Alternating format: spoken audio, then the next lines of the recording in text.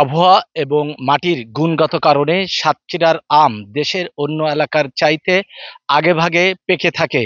সে কারণে সাতক্ষীরার কৃষি সম্প্রসারণ অধিদপ্তর এবং জেলা প্রশাসক আগে থেকেই আহ, আহ, আম পাড়ার একটি নির্দিষ্ট ক্যালেন্ডার নির্ধারণ করেছেন এবং সেটি আগামীকাল থেকে 5 মে থেকে শুরু হবে।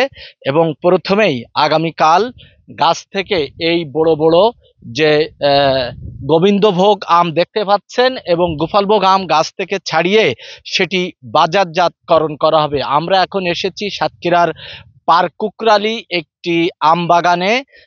সেখানে একজন কৃষক রাসেল, তিনি আমাদেরকে জানাবেন যে তার ক্ষেতে কি পরিমাণ আম উৎপাদন তিনি করেছেন এবং কত বিঘা আম আপনি উৎপাদন করেছেন। এখানে আমাদের 2 বিঘা জমি আছে আম বাগান। 2 বিঘাতে আপনার সব খরচ খরচা বাদ দিয়ে প্রতি বিঘাতে আপনার 30,000 টাকা বেচা কেনা হয়। ইনশাল্লাহ আপনারা দেখতেছেন এবছর অনেক ভালো আম হয়েছে। আশা করি যে কৃষি সম্প্রসারণ অধিদপ্তর 5 তারিখে আম ভাঙার সময় বেঁধে দিয়েছে। আম ভালোই পরিপক্ক হয়েছে এবং এই আমটা আমরা সারা বাংলাদেশ সহ বিদেশেও রপ্তানি করতে পারবো।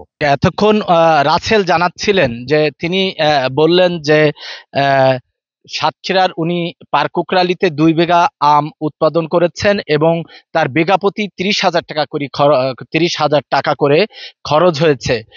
এবং আপনারা জানেন যে সাতক্ষীরার আমের জন্য একটি প্রসিদ্ধ এবং এই আম যুক্তরাজ্য এবং ফ্রান্স, সৌদি আরব সহ বিভিন্ন দেশে রপ্তানি হয়ে থাকে। এবছরও সাতক্ষীরা কৃষি সম্প্রসারণ অধিদপ্তরের তথ্য মতে 100 মেট্রিক টনের অধিক আম ইতালি, যুক্তরাষ্ট্র, ব্রিটেন, ফ্রান্স, সৌদি আরব সহ বিভিন্ন দেশে রপ্তানি করবে কৃষকরা।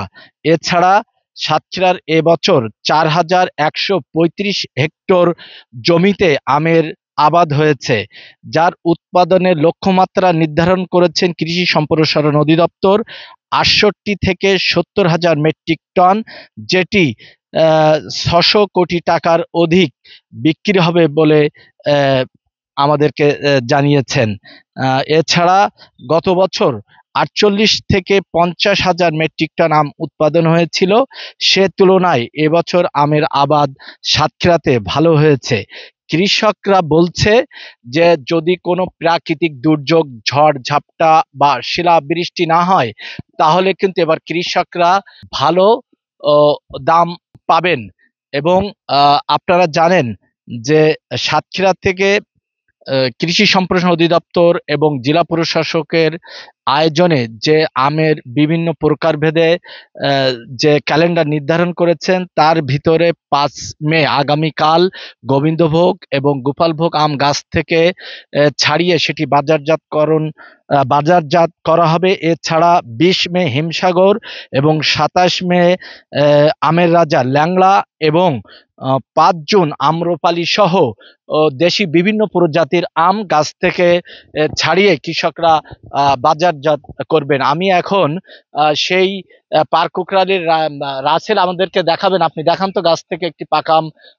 আপনারা দেখতে পাচ্ছেন, যদি ক্যামেরার চোখে একটু দেখাই, উনি একটি আম কিন্তু পেড়ে আমাদেরকে কেটে দেখাচ্ছেন যে আমটা, একটু সামনে আসেন, দেখেন এটি সম্পূর্ণ পাকা আম, সুস্বাদু পাকা আম দেখতে পাচ্ছেন, লাল টকটকে আম, গাছ পাকা আম। এবং আমি একটু খেয়ে যদি আপনাদেরকে দেখাই যে স্বাদটি কেমন। আহ,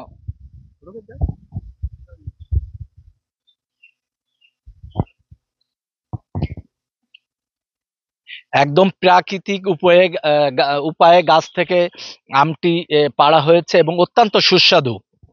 এবং যে কারণে জেলা প্রশাসন এবং কৃষি সম্প্রসারণ অধিদপ্তর আগামীকাল 5 মে থেকে গাছ থেকে এই আম ছাড়ানো এবং বাজারজাত শুরু হবে। প্রথমেই এই গোবিন্দভোগ এবং গোপালভোগ আম গাছ থেকে ছাড়ানো হবে।